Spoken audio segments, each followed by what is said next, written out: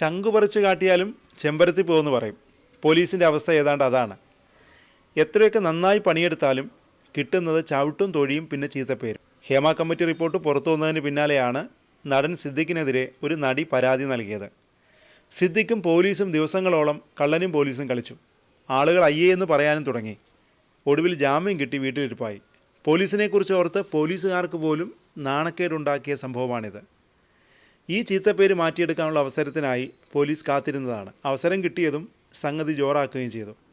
ബോബി ചെമ്മണ്ണൂർ എന്ന ബോച്ചെ, ചെമ്മണ്ണൂരിനേക്കാൾ വലിയ ബ്രാൻഡാണ് ബോച്ചെ. സ്വന്തമായി ഫാൻസ് അസോസിയേഷനുള്ള വ്യവസായി. മമ്മൂട്ടിക്കും മോഹൻലാലിനും ഇല്ലാത്തത്ര ആൾബലമുണ്ട് ബോച്ചെ ഫാൻസ് അസോസിയേഷന്. ദ്വയാർത്ഥ പ്രയോഗ കോമഡികളാണ് ബോച്ചെ കോമഡികളുടെ പ്രത്യേകത. ചിലർ ആസ്വദിക്കും, മറ്റു ചിലർ നെറ്റ് ചുളിക്കും. ഇതിങ്ങനെ തുടരുന്നതിനിടെയാണ് പുതിയ സംഭവവികാസങ്ങൾ അരങ്ങേറിയതും ഇപ്പോൾ ഏതാണ്ട് കലാശക്കൊട്ടിലെത്തിയതും. സൈബർ ബുള്ളിങ്ങിനെതിരായാണ് നടി ഹണി റോസ് പോലീസിൽ പരാതി നൽകിയത്. പ്രമുഖ വ്യവസായിയെക്കുറിച്ചും താരം പരാമർശിച്ചു. എന്നാൽ പേര് പറഞ്ഞില്ല.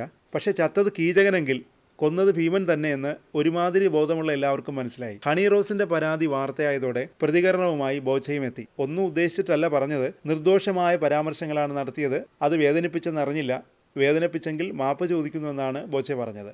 പക്ഷെ ആരും അറിയാതെ അണിയറയിൽ സിനിമയെ വെല്ലുന്നൊരു തിരക്കഥ ഒരുങ്ങുന്നുണ്ടായിരുന്നു. ഹണി റോസിന്റെ പരാതിയിൽ പോലീസ് തയ്യാറാക്കിയ സസ്പെൻസ് ത്രില്ലർ. ത്രികാലജ്ഞാനികളായ മാധ്യമസിംഹങ്ങൾ പോലും ഒന്നും അറിഞ്ഞില്ല. പരമ രഹസ്യമായിട്ടായിരുന്നു നീക്കം. മുൻകൂർ ജാമ്യം തേടാനുള്ള അവസരം പോലും നൽകാതെയാണ് ബോച്ചയെ പോലീസ് പൊക്കിയത്. ഹണി റോസിന്റെ പരാതിയിൽ എറണാകുളം സെൻട്രൽ പോലീസാണ് ഈ സസ്പെൻസ് ത്രില്ലർ ഒരുക്കിയത്. പരാതി നൽകുന്നതിന് മുമ്പ് Honey Rose ADGP Manoj Abraham, Kochi police commissioner Putta Vimaladitya എന്നിവരുമായി കൂടിക്കാഴ്ച നടത്തിയിരുന്നു. പോലീസിന്റെ പിന്തുണ ഇരുവരും താരത്തെ അറിയിച്ചു. തുടർന്ന് അഭിഭാഷകരുമായി ആലോചിച്ച ശേഷം വിശദമായ പരാതി നൽകുകയായിരുന്നു. ജാമ്യമില്ലാ വകുപ്പുകൾ ചുമത്തിയാണ് ബോച്ചയ്ക്കെതിരെ പോലീസ് കേസെടുത്തത്. ഇതോടെ കൊച്ചിയിലെത്തി മുൻകൂർ ജാമ്യം തേടാൻ സാധ്യതയുണ്ടെന്ന് പോലീസിന് ഉറപ്പായിരുന്നു. മുൻകൂർ ജാമ്യം കിട്ടിയില്ലെങ്കിൽ ബോച്ചെ മുങ്ങുമെന്നും സുപ്രീം കോടതി വരെ പോകുമെന്നും പോലീസിന് ഉറപ്പായിരുന്നു. തുടർന്നാണ് പോലീസ് ഒരു മുഴം മുമ്പേ നീട്ടിയെറിഞ്ഞതും ബോച്ചയെ വയനാട്ടിലെത്തി പൊക്കിയതും. ബോച്ചയെ പൊക്കാനുള്ള നീക്കം ലോക്കൽ പോലീസ് പോലും അറിഞ്ഞത് അവസാന നിമിഷമാണ്. എറണാകുളം സെൻട്രൽ പോലീസും വയനാട് SP തപോഷ് ബസുമതാരിയുടെ സ്ക്വാഡും ചേർന്നാണ് ബുധനാഴ്ച രാവിലെ 9 മണിയോടെ ബോച്ചയെ കസ്റ്റഡിയിലെടുത്തത്. വയനാട് മേപ്പാടിയിൽ 1000 ഏക്കർ എന്ന പേരിൽ ബോച്ചയ്ക്ക് സെയിൽ എസ്റ്റേറ്റും റിസോർട്ടുമുണ്ട്. ഈ റിസോർട്ടിൽ വെച്ചാണ് രാവിലെ പോലീസ് പിടികൂടിയത്.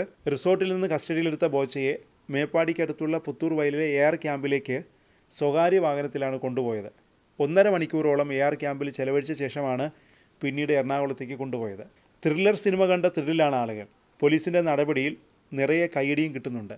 ഇതൊക്കെ എന്ത് എന്ന മട്ടിലാണ് പോലീസിൻ്റെ എക്സ്പ്രഷൻ.